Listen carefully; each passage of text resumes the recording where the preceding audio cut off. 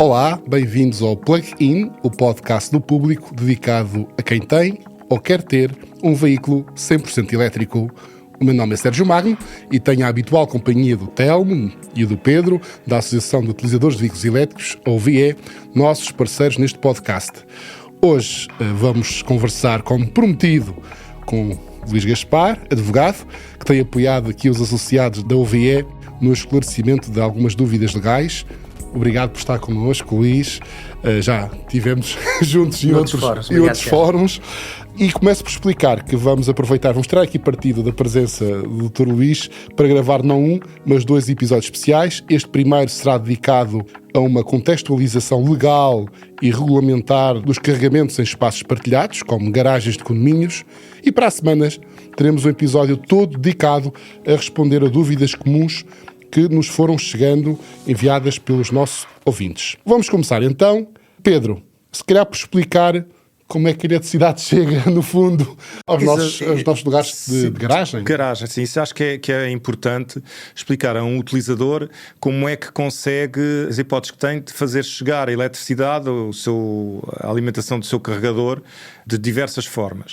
A primeira, e aquela que sempre que disponível se deverá utilizar, é vinda do seu próprio apartamento. Portanto, fazer uma puxada do próprio apartamento, do seu computador, da sua casa. A segunda, do quadro comum de serviços, é onde já tem que falar com o condomínio. E uma terceira, de um ramal novo, seja ele exclusivo para si ou, eventualmente, para um ramal novo para o condomínio. Basicamente, estas são as 3 possibilidades, as 3 grandes possibilidades, que em termos legais, eu não sei, mas vamos ver aqui, têm ou não condicionantes diferentes. Eu acho que estive bem, Telmo, que são estas. Não, às vezes pode haver aqui algumas variações, mas... Sim, a única particularidade que convém esclarecer é que a tal puxada que podemos fazer da nossa fração até ao nosso lugar de garagem, existe um documento técnico da própria DGEG que estipula como é que essa puxada é feita, porque existem mecanismos de corte, existem sítios onde se pode passar e não pode passar esses cabos. Isso é muito importante esclarecer e, portanto, estas instalações têm sempre que ser feitas por alguém credenciado, por um eletricista credenciado, que sabe essa componente técnica, para que não existam problemas a posteriori dessas instalações. Isto assim explicado parece fácil. Mas, Luís, aqui a questão, e se calhar começava por pedir-lhe para fazer aqui um enquadramento geral no que toca a condomínios, sobretudo, que é o principal problema, as principais dúvidas são nessa área. O que é que a lei prevê atualmente? Muito bem, Sérgio, obrigado pelo convite. É um gosto estar aqui sempre convosco. A questão técnica está à vista. A intenção do legislador foi a mais simples possível e facilitar que o utilizador e o proprietário de um veículo elétrico pudesse, preferencialmente, facilmente, poder carregar a sua viatura no seu lugar de garagem. Não tem uma ficha e, portanto, quer ter uma ficha, seja uma ficha Chuco ou uma instalação de wallbox que lhe permita... Chuco, para quem não conhece, é aquela tomada tradicional que nós ligamos usamos o telemóvel. Não ligamos o telemóvel. Isso. E, portanto, o legislador quis facilitar com o novo regime da mobilidade elétrica. É importante também dizer, Sérgio, que o novo regime vem previsto no Decreto-Lei 93 de 2015, de 14 de agosto, que foi publicado a 14 de agosto e entrou em vigor logo a 15 de agosto. E o objetivo era, de facto, modernizar e abrir o mercado de carregamento de veículos elétricos em Portugal. Vem previsto, no artigo 22 desse diploma, desse decreto-lei, os pontos de carregamento em novas operações urbanísticas. É um tema que também podemos abordar, mas aquilo que me está a perguntar tem a ver com os pontos de carregamento em edifícios existentes. Isso, sim.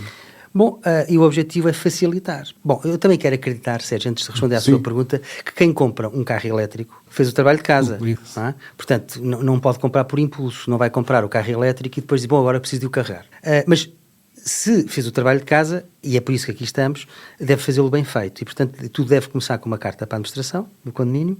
O condomínio tem 30 dias para responder, e se não responder, à partida, o problema está resolvido para o utilizador e pode avançar com a instalação. Pode avançar com a instalação. O regime agora até foi otimizado porque há aqui uma inversão de ónus da prova, isto é, se o condomínio só pode opor-se à administração do condomínio em determinadas circunstâncias. E essas circunstâncias estão todas identificadas na lei, não é? Desde logo, se efetivamente já existem postos de carregamento no condomínio, não faz sentido eu colocar num lugar de garagem esse ponto de carregamento.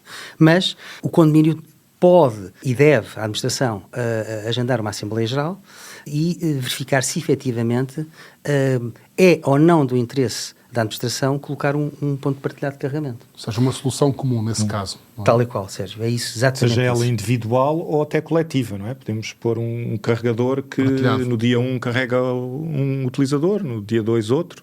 Pode ser partilhado de diversas formas. Ora bem, e uma das inovações do número 4 é precisamente para que seja mais fácil a administração do condomínio, basta uma maioria de 50% mais um para dizer, bom, nós queremos, porque isto tem interesse para nós, já há vários utilizadores de veículos elétricos no nosso condomínio e, portanto, nós temos interesse aqui estando rápido. Mas queremos uma solução coletiva, como estava a dizer o Pedro. Uma estrutura mais robusta. Não? Exatamente. E então é mais fácil. Porquê? Porque com uma maioria de 50% mais um da totalidade da permilagem do prédio, a administração pode dizer, não, o senhor não vai montar nada no seu ponto de carregamento. Nós vamos tratar disso. Nós vamos tratar disso. E tem 90 dias para fazer. Okay. No fundo, de uma forma muito resumida, é isto que se passa. É isto que o legislador quis prever, facilitar. A ideia é de que o utilizador não pode ficar refém da administração do condomínio. Os problemas começam a surgir a partir da data da recepção da carta. Já lá vamos. Sim. Mas uma das grandes diferenças, portanto, uma das grandes evoluções aqui do 93 de 2025 é de que esse que o Luís falou do ónus da prova. Portanto, nós no regime anterior tínhamos ali algumas coisas que eram muito vagas, nomeadamente aquela questão da arquitetura que dava para tudo, praticamente, dava para Mas agora fazer. estamos a falar daquelas questões em que o condomínio se pode opor. E, portanto, Enquanto condomínio vamos concretizar isso. Era importante clarificar também isso. E agora isso caiu, não é? Portanto, essa da arquitetura. Esta parte de poder, o condomínio se poder opor, porque dizia que alterava a arquitetura do edifício, sim. Portanto, era algo muito vago. Já não é válido isso deixou de ser válido, não é? Esse caiu. E tudo aquilo que é de oposição. Temos aqui ainda um bocadinho vaga que eu gostava que o Luís elaborasse um bocadinho, que vou terminar com isso, que é uma que passou a ser bem clara, é de que a oposição tem que ter um parecer técnico fundamentado. O ónus da prova está do lado da administração. E, portanto, se não autorizar, tem que ter uma entidade certificada que diz porque é que não autoriza. Depois tem uma outra linha, que aí é que eu pedi a ajuda do Luís, que é relativamente à acessibilidade. Que essa me parece ainda ser um bocadinho vaga. Certo, vamos por partes então, Pedro. O ónus da prova, a inversão do ónus da prova, isto é uma terminologia de direito. Vamos ver, e o Telmo também já estava a falar nisso, e muito bem. O que se passa é o seguinte, se efetivamente o condomínio disser, bom, o senhor não pode colocar a sua ficha onde pretende, porque isto vai perigar a segurança do edifício e das pessoas. Então, hoje, quem tem que demonstrar esse perigo é a administração do condomínio. E para isso pode salvaguardar-se com um parecer obtido diretamente ou por intermédio de um condómino que lhe fornece um parecer fundamentado. E o que a lei hoje obriga também é que a administração tem que reunir os condóminos. Desculpe interromper, tudo isso nos 30 dias. Tudo isso no prazo dos 30 dias da resposta, exatamente. Portanto, ele vai ter que reunir e vai ter que tomar a decisão se quer uma situação partilhada ou não, porque se nada disser, o condómino pode avançar. O problema, podem surgir outros problemas, já lá vamos. Agora, hoje é a administração do condomínio que, se quiser opor, tem que fundamentar, e isso tem que ficar em ata do condomínio, da administração do condomínio, e, portanto, os condóminos vão ter que demonstrar de forma criteriosa as razões pelas quais aquele ponto de carregamento de eletricidade, não é, para abastecer a energia de uma viatura não pode ser instalado. Porque é que perigou e porque é que efetivamente não pode avançar. Pronto, este é um tema realmente importante. Há uma outra razão que o Pedro Faria e muito bem estava a identificar, que vem prevista nas alíneas do número 3 do artigo 23º, que quando é que o condomínio se pode opor, a administração do condomínio se pode opor à posição de um ponto de carregamento. Quando a instalação dos pontos de carregamento dificultarem a circulação nas vias comuns de acesso, ou quando não for assegurada nos espaços comuns e após a instalação a manutenção das normas constantes dos regimes das acessibilidades. Ou seja, hoje, quem vai instalar, eu quero acreditar que, e isto é mais uma questão técnica do que jurídica, não é? Quem vai instalar uma ficha de carregamento, um ponto de carregamento, tem que ter o cuidado de que as acessibilidades que sempre existiram naquele prédio têm que ser mantidas. É isto, no fundo. Não considera então que seja assim tão vago quanto isso? Bom, isto presta-se a alguma subjetividade, Pedro, mas não vejo que, à partida, Será natural se eu colocar assim um posto no meio de uma garagem, criar um pilar, obviamente que não dificulta o acesso. Um exemplo de charneira que nós podemos comentar, que é, enfim, se uma cadeira de rodas sempre passou por aquele espaço e se com a posição de uma wallbox ela deixa de passar, portanto naturalmente não pode ser ali posta. É mais ou menos isto, não é? Portanto tem que haver aqui sempre, como tudo, o bom senso e as regras de vivência comum num prédio. Pois, o bom senso é porque nem sempre há bom senso que tem que existir as regras. Também é verdade, Sérgio, também é verdade. Mas relativamente, estava ainda há pouco a indicar-me que os problemas podem começar depois. Isso referia-se exatamente a que tipo de problemas? Bom, olha, um problema muito comum e que está triado e diria que grande parte dos associados colocam, diremos que é o mais comum, é aquela situação em que tem que ligar o seu ponto de carregamento ao quadro comum e o quadro comum está esgotado. Ok. Pronto. Pode ligar, o problema é que o quadro já não aguenta a carga da sua viatura. Então vamos deixar isso para o próximo episódio, porque são respostas a perguntas muito concretas e vamos continuar com questões mais de regulamentos e leis. Uma questão muito comum tem a ver também com os parques privados, mas em empresas. Aqui estamos a falar de uma situação semelhante às regras do condomínio, ou idêntica, ou há diferenças. Refiro-me, por exemplo, a um dono de um restaurante que quer ter um posto de carregamento não ligado a qualquer operador e quer ter um posto na sua... A questão dos parques privados, de acesso público e isso por aí fora, o que é que podemos dizer sobre esta situação? Bom, eu aí não vejo grande dificuldade, porque se é um espaço privado eu posso meter um carregador, se oferecer a energia não tem qualquer espécie de problema, não é? Aí não vejo dificuldade. Hoje, com o novo regime jurídico, também não há necessidade de ligar à entidade centralizadora, à entidade gestora da mobilidade elétrica, à Mobier, e portanto pode comprar eletricidade e vendê-la. Registra-se como operador, que também é algo que está bastante simplificado neste novo regime jurídico e, portanto, é uma atividade muito mais simplificada. Para oferecer, não é? Como será o caso, por exemplo, de uma empresa que quer carregar os seus carros, da sua frota, não é? Como também pode ser o caso para vender mesmo... Mesmo para vender. Hoje está muito facilitada essa instalação. Eu costumo dizer muito que é como vender um café. Ou como oferecer o Wi-Fi,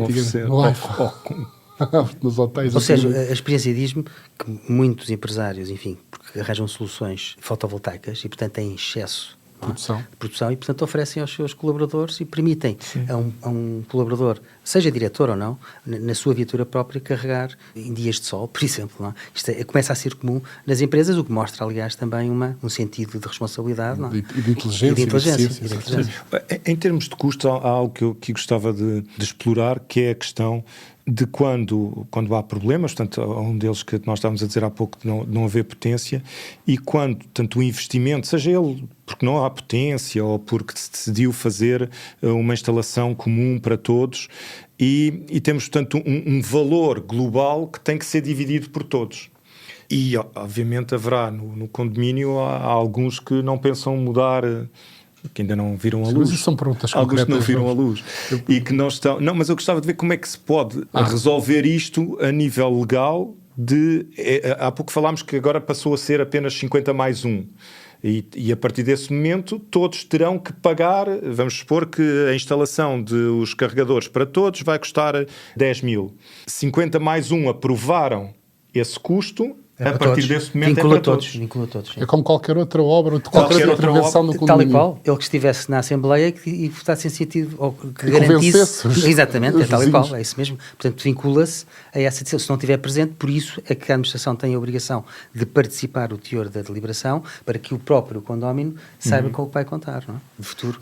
Uma questão que ainda há pouco não sei se ficou clara, eu acho que sim, mas queria sublinhar que eu envio a carta para a administração do condomínio e a administração do condomínio tem 30 dias para responder. E falou também na questão de uma assembleia de condóminos. A resposta obriga a uma Assembleia de Condóminos ou não obriga? Não obriga. Não obriga, okay. Não obriga, Sérgio. Se a Assembleia de Condóminos nada disser, ou por outra, se a administração do condomínio, não? Nada disser, está feito. O condómino pode avançar, não é? Desde que garanta, naturalmente, tudo aquilo que, como o Telmo há pouco dizia no início da nossa conversa, mas eu também quero acreditar que todos os players que estão no mercado têm conhecimento técnico suficiente para garantir agora, a segurança. Sim, já começamos a ter alguma experiência acumulada, não é? Já não estamos... e, portanto, desde que seja garantido isso, pode avançar. Uma questão que é muito, aliás, uma das perguntas mais comuns, mas eu quero ver ainda sobre o ponto de vista da regulamentação. Há mudanças, quem nos segue já sabe, que há pouco falamos, que houve uma mudança na regulamentação dos carregamentos, o MOBIE, o fim da MOBIE, para usar a expressão simplista aqui desta questão. A MOBIE tinha uma funcionalidade, posso chamar assim, que era o DPC, que é o detentor de posto de carregamento, que permitia, também vamos simplificar, eu ter uma wallbox na garagem em casa, que na verdade quando carregava a conta ia para a minha empresa. Isto mais uma vez, voltamos à questão das frotas, que é muito importante, até porque sabemos que a grande maioria dos carros elétricos vendidos em Portugal são para empresas, são para frotas, mais pequenas ou maiores, mas será assim. Mudou esta lei, portanto, o DPC, o que é que vai acontecer ao DPC? Sabemos? Podemos ajudar? Não sabemos? Eu acho que sim. Eu terei uma opinião, o Telmo se calhar tem outra. Não quero saber da opinião, eu quero saber do que nós... está instável, essa é a resposta. Bom, nesta altura nós já temos mais certezas, portanto, na passada sexta-feira, nós estamos a gravar na sexta-feira, portanto, há uma semana atrás, um pedido de apreciação que nós chegámos a referir aqui algumas vezes, um pedido de apreciação do regime jurídico do 93/2025 que estava na Assembleia da República, foi votado e não passou. Curtas palavras, é isto que acontece e, portanto, não houve alteração nenhuma. Mantém-se um período transitório até ao dia 31 de dezembro de 2026 e, a partir desse momento, terminam os SEMs e terminam a entidade centralizadora, a entidade gestora de mobilidade elétrica, o que implica que todos estes modelos, todos estes detentores de posto de carregamento deixarão de ter uma forma de carregar, porque não há cartão e não há forma de segregar a energia, portanto, de diferenciar aquela energia. Aquilo que o novo regime vem propor é a instalação de um contador interno. Como é que esse contador interno vai ser colocado, as dificuldades que se colocam a partir daquilo que nós percebemos da lei, esse contador tem que estar acessível da rua e ter a possibilidade de leitura e de corte. Não sei se concordas comigo nisto, Telmo. Exatamente.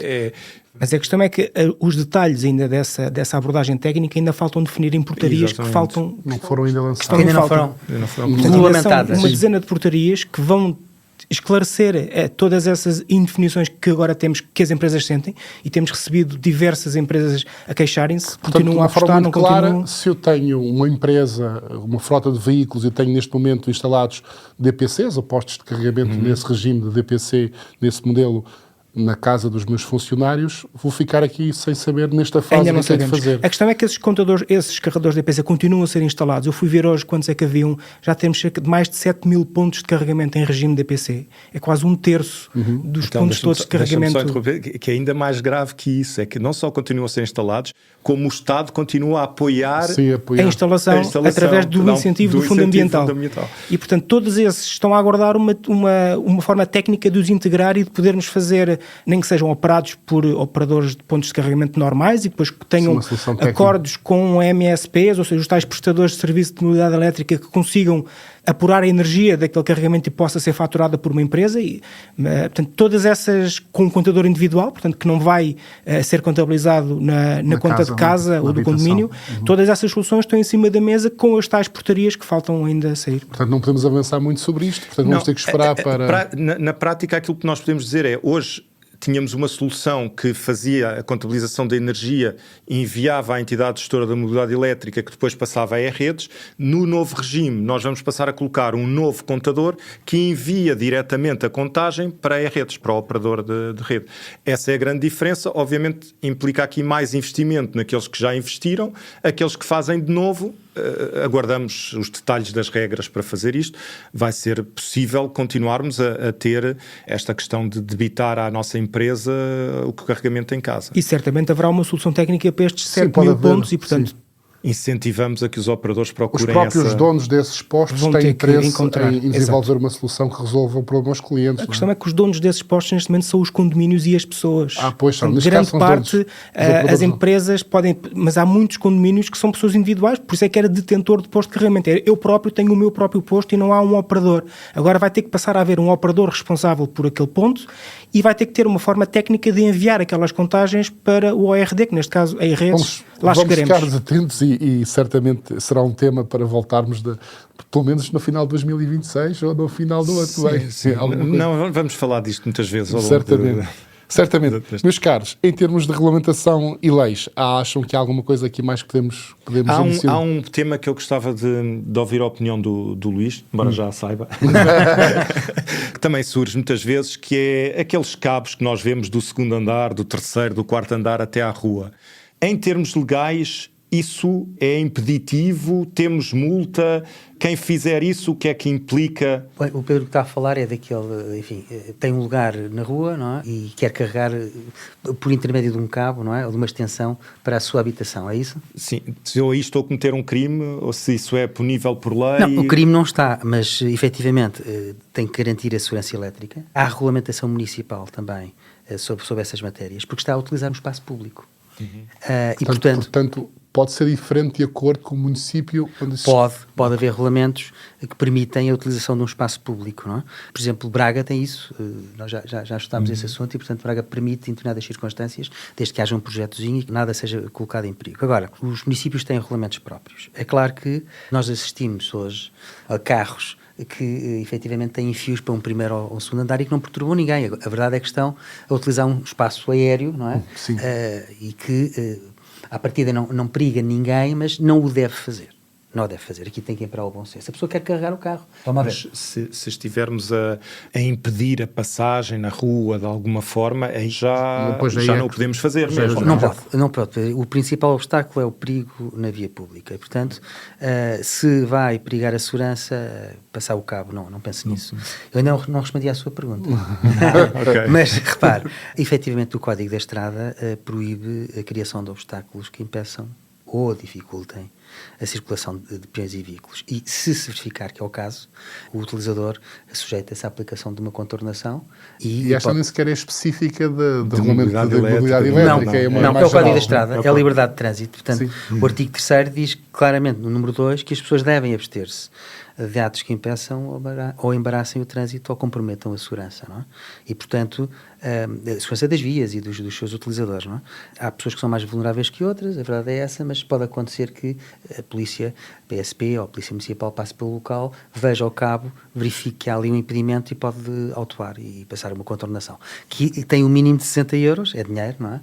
E, portanto, as pessoas têm que ter o bom senso de não o fazerem, ou quando o fizerem, façam de forma regulamentada, previamente licenciada e, naturalmente, com a autorização da autoridade local, que será o município onde está a carregar, não é? E, portanto, se isso acontecer... Mas já agora, para evitar dúvidas, se eu for um espaço privado, imaginemos que tenho uma casa térrea, uma vivenda, tenho um espaço privado, o meu quintal, aí posso puxar uma extensão para fazer vontade. Aí não está a utilizar nenhum espaço público, não é? É um espaço privado, está a pôr em risco a sua instalação, não é? O risco corre apenas aí por sua conta e, portanto, aí pode fazê-lo. Sem problema. Olha, há carros, aliás, e esta já é uma questão técnica, nada de jurídica, que até reduzem a velocidade de carregamento se verificarem... Carros e carregadores. Carros e carregadores. Se verificarem que o sistema não está em total segurança e, portanto, vai para o mínimo da carga. E, portanto, há carros que já fazem esse balanceamento, não é? E marcas, e, portanto, esse é um gadget, não é? Que é realmente importante e que permite, quem quiser abusar, fazer essa operação. Muito bem. Nós hoje não temos dicas, mas é uma dica interessante, é de que um projeto municipal ou um projeto colocado à Câmara pode vir a autorizar uma situação destas. Muito bem. Olha, e assim terminamos com uma dica. Não percam o próximo episódio, que vamos responder de facto a perguntas. Algumas já foram de alguma forma mencionadas aqui, mas responder a perguntas que nos foram feitas por ouvintes. Perguntas muito concretas. E assim terminamos este episódio. Voltamos para a semana. Agradecemos aqui ao Luís Gaspar pela sua presença e contamos consigo no próximo episódio. Até para a semana. Para não perder os novos episódios, subscreva este podcast do Público na sua aplicação preferida. Para além deste programa, há mais para descobrir em público.pt/podcasts. O Público fica no ouvido.